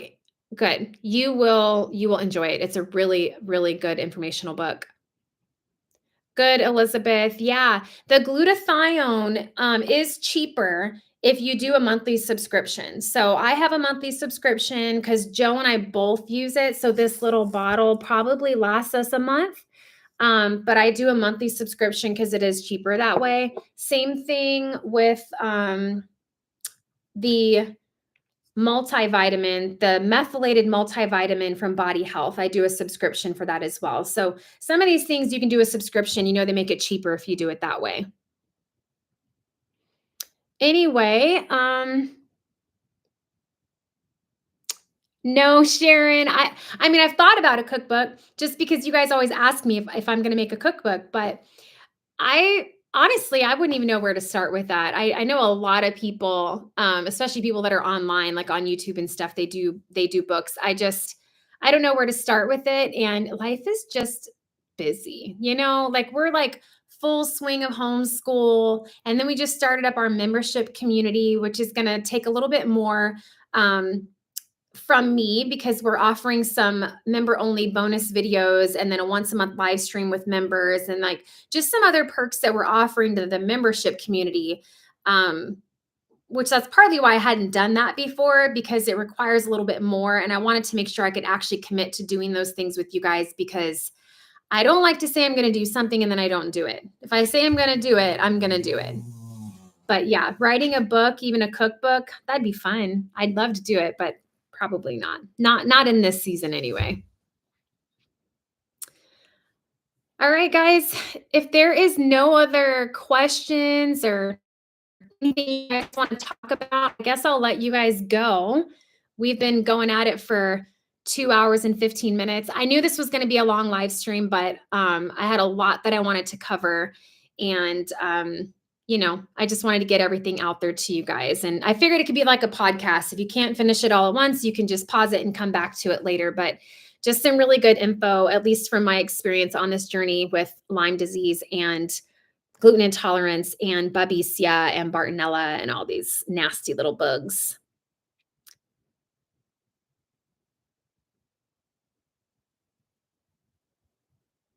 No baby goats yet, Marissa. They're still pregnant. Not for long, though. You're welcome, guys. You are very welcome. It was my pleasure. Let me know if I missed anything. That was a lot of stuff to go over. So if I and then with all the internet issues, I got off track a few times and lost where I was at. But if you guys need me, you can always send me an email, homefreealaska@gmail.com. Sometimes it takes me a little bit to get back to everybody. I am active on Instagram. I am not active on Facebook. Even though we have a Home Free Alaska page on Facebook, I cross post from Instagram to Facebook. I just want to tell you guys that because the number of messages I get on Instagram, Facebook, YouTube, now TikTok, and in my email, it's just at this number that it's just become really hard for me to keep up with. I'm not sure I'm going to keep doing the TikTok thing. I haven't decided yet. It's the functionality of the platform that I don't really care for.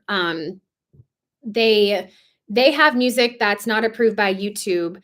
It's copywritten on YouTube, but it's not on TikTok. So if I spend all this time making a video on TikTok with some music behind it, I would want to be able to cross post that to YouTube and Instagram, right? Like I don't want to go recreate it for those other platforms. Well, that's just become difficult with TikTok. So anyway, TikTok's a different story. But if you guys need me, DM me on Instagram.